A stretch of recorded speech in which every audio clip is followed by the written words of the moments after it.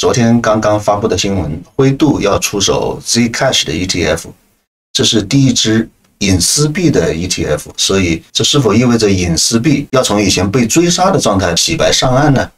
這是我們今天要討論的話題。順便我們對隱私幣的相關的背景再做一些介紹，特別是兩個龍頭的隱私幣，一個就是這次要申請 ETF 的 Zcash， 還有一個是門羅幣。今天 ETF 的申請很有可能標誌着隱私幣可能以合法合規的方式成为一個加密貨幣市場的新寵。總體上講，過去我們很多人都覺得這個隱私幣是給黑客用的，是監管的死敵。但是灰度作為華爾街最大的加密資產管理公司，它申請 Zcash 的現貨 ETF， 我相信它是跟監管已經提前有過一些溝通的。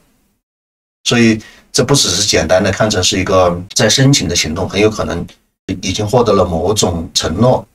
我們首先來看這則新聞，就是 Grayscale 將推出首個 Zcash 的現貨 ETF， 主要就是把它现在的它已經有的 Zcash 的信托轉化成 ETF 基金在交易所交易。灰度於周三向美國證監會提交了注冊聲明，尋求將其 Zcash 的信托轉換為 ETF 交易基金。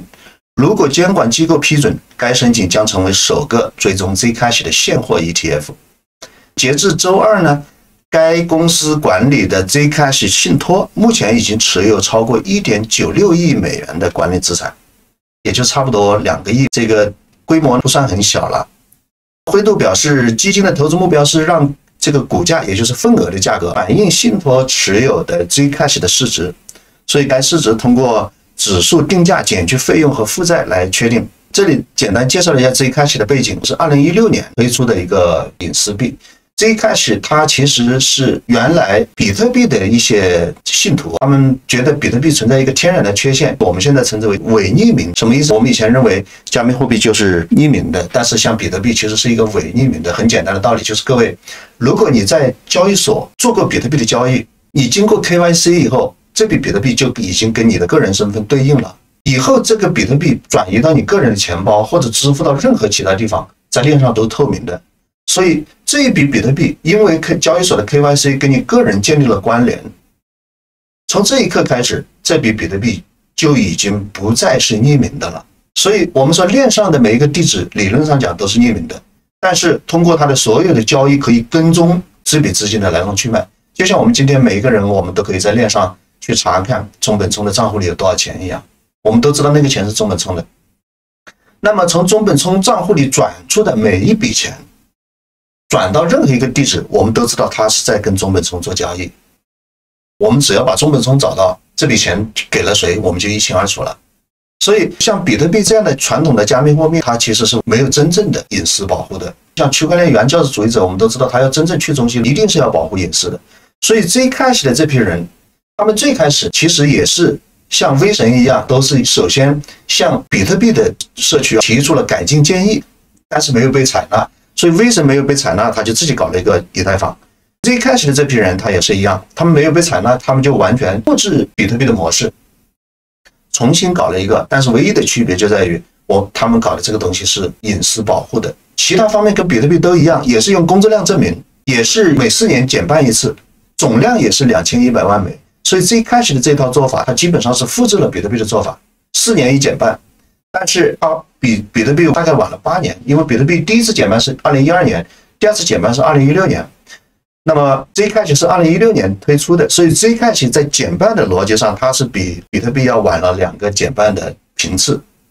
所以比特幣現在每一個區塊只有3.125個幣，但是 Zcash 的話，現在應該是減半了2次，還有12.5個。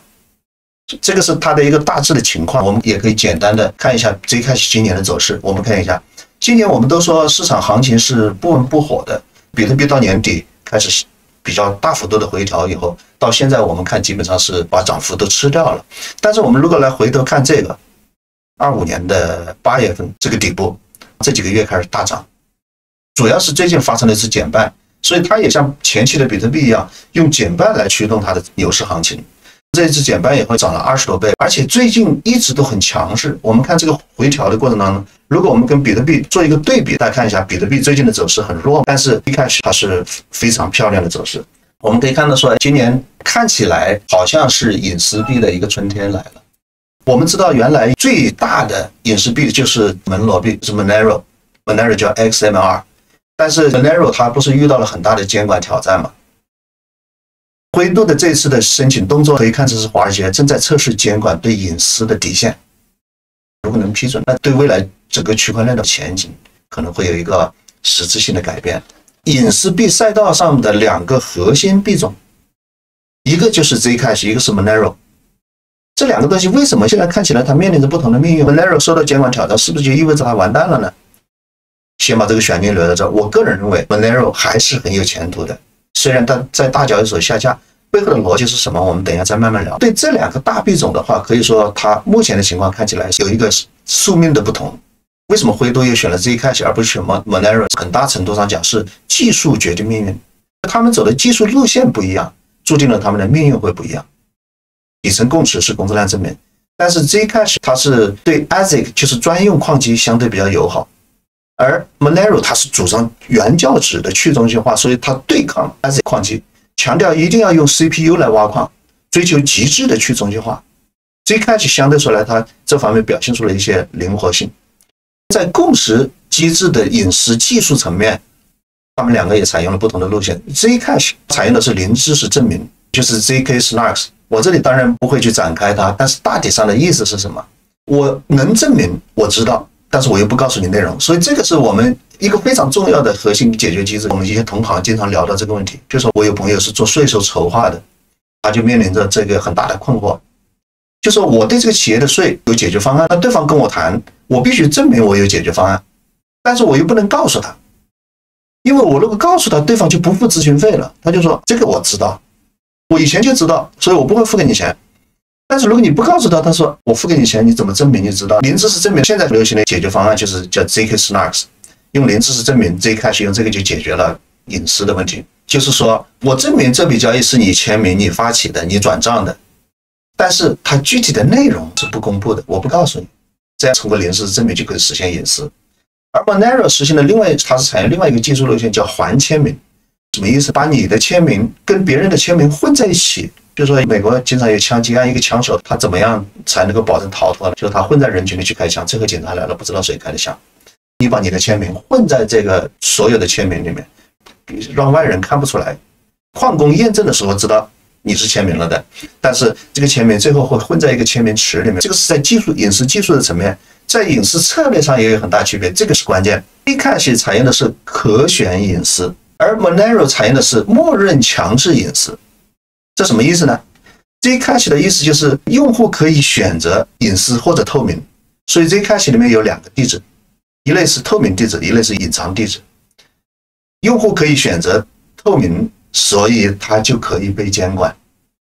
但是如果你想屏蔽，你想使用隱私地址也是可以的，這樣監管對它就比較友好。為什麼？因為你要接受我的監管，只要你選擇透明，那你就跟比特幣是一樣的，那我就可以監管，我就可以反洗錢。但是 Monero 它是默認是強制隱私的，那就是所有交易強制混淆，無法被追蹤，這筆錢是誰轉給誰的，那這樣的話就給犯罪和洗錢帶來了很大的生存空間嘛。所以這就是監管為什麼對 Monero 不友好的原因。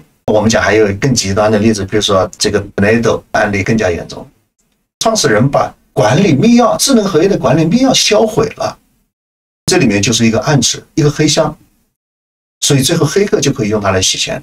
最終這幾個創始人就被通缉，被抓起来了，就說寫了個代碼就被抓起來了。這個事情引起了很大的倫理上的爭議。那個項目現在基本上就已經不行了，就已經被美國制裁了。任何人都不能跟合約地址發生交互，發生交互你就違反了我的制裁令。所以這個意義上講的話 ，Monero 監管不友好，跟華爾街要對接基本是不可能的，這條路已經被堵死了。當然有些人可能會很緊張，那既然這樣，它不被華爾街接受以後會不會歸零？這個我們後面會談。我個人認為是不會的，為什麼原因？我等一下後面再談。所以可選隱私就使得 Zcash 相對比較透明，這就相當於 Zcash 它是裝了一層窗簾。如果平時你想透明，就把窗簾拉開，陽光可以進來，監管可以進來，讓大家看到你在幹嘛。你不是洗錢，你不是黑客。但是如果你想保護隱私的話，你可以把窗簾拉上。當然，如果你是 ETF 基金，你不能拉窗簾的，因為你是個機構，你必須要接受監管的。另外 Zcash 還有一個非常好的東西，叫做查看密钥，叫 Viewing Key。就 Zcash 它是可以有一个查看密钥，可以给监管。我拉上了窗簾，但警察也能进來檢查。這就是說灰度能申請 ETF 的原因。這個東西看起來是隱私的，其實它可以是完全透明的，監管對它應該不會很抗拒。但是 Monero 就沒有這個能力。Monero 就是相當於在一個廣場上，很多人開了一個戴着面具的化妝舞會，誰也不知道誰是誰。警察來的時候，我要抓某某人，你根本抓不到。這個還簽名的意思，就剛才講的，就是他其實把所有人的簽名都混淆了。所以 Zcash、Coinbase、灰度都力挺他，他就將來可以步入主流的視野。但是 Monero 大牌交易所紛紛下架，大牌交易所只有 Kraken 一個人還有現貨的交易，其他都沒有了。所以 Zcash 它是監管友好的，那麼灰度它申請了這個 ETF， 它如何去合規托管這個隱私幣？既然你是隱私幣，你怎麼證明自己持有這些資產？大概是可以有2個方案去解決它。第一個方案就是雙軌制托管，就絕大部分資產我是放在透明地址，所以叫 T address。像比特幣一樣完全透明公開，審計無壓力。如果有一部分人有隱私需求的話，可以放在屏蔽地址 Z address。那你放屏蔽地址的這一部分，如果這些人涉嫌犯罪、涉嫌洗錢怎麼辦呢？沒關係，有 Viewing Key 可以給監管一個備用鑰匙，所以你們可以去查看。當然也可以直接整個所有的交易你都給查看鑰匙。所以一種方案是雙軌制的托管，還有一種方案就是你可以採用隱私托管，但是你用查看鑰匙。所以 Zcash 它高明的地方是什麼？就是它給了監管一個合規的後門。所以未來我們可以預期，就是說只有擁抱監管的隱私才是華爾街想要的隱私。當然我不能說擁抱監管的隱私才是值錢的隱私，不能這麼講。因為華爾街它必須要求合規，但是是不是不合規的就不值錢，這個也不一定。有些人他喜歡不合規，他更加需要這種不合規的。所以 Monero 的價值在這地方。我們如果要看隱私賽道的前景，現在很多人都在談這個問題。我也看了以太坊創始人威神1個月以前在上海舉行的萬象區塊鏈論壇上面發表了一個演講。威神的看法在很大程度上會影響整個區塊鏈的未來。那麼威神在這個上面講了什麼？他說，現在區塊鏈經過這麼多年的發展，未來有前途的2個核心的技術是什麼？第一個就是零知識證明。第二個叫全同態加密。那麼零知識證明就是我們剛才講的核心，它就是用來做隱私的。所以將來以太坊上很有可能它會增加零知識證明為基礎的這種隱私模塊，或者是可選隱私模塊。而現在以太坊上很多2層鏈其實基本上都是用零知識證明的方式，你不需要去審計每筆交易。所以威神講的零知識證明是2大技術之一，很有可能這未來也是以太坊發展的方向。第二個技術是叫同態加密。全同態加密是什麼意思？因為我們以前說，你這筆交易做完了，我把它計算完了，以智能合約跑完了，把結果加密送到鏈上去。如果我要對這個加密的結果進行再計算怎麼辦？那你如果沒有同態加密，要先把它解密，把原來的數字拿出來，然後再去計算。所以全同態加密的邏輯就是加密以後計算，跟計算以後加密結果是一樣的。這是一個很重要的技術，那就意味着以後在區塊鏈上，我們可以對所有加密的結果進行計算。那麼這樣的話，提高了計算效率，同時也解決了很多隱私的問題。我們現在也可以理解到這2個東西很重要。我經常講，如果加密貨幣完全被華爾街收編，完全被監管收編，那我們就完全背離了區塊鏈的初衷。那區塊鏈就沒有什麼價值，它只是個純技術手段。區塊鏈的核心邏輯，我們以前講的4個字叫去中心化，它其實是一種哲學層面的，是一種社會結構的變化。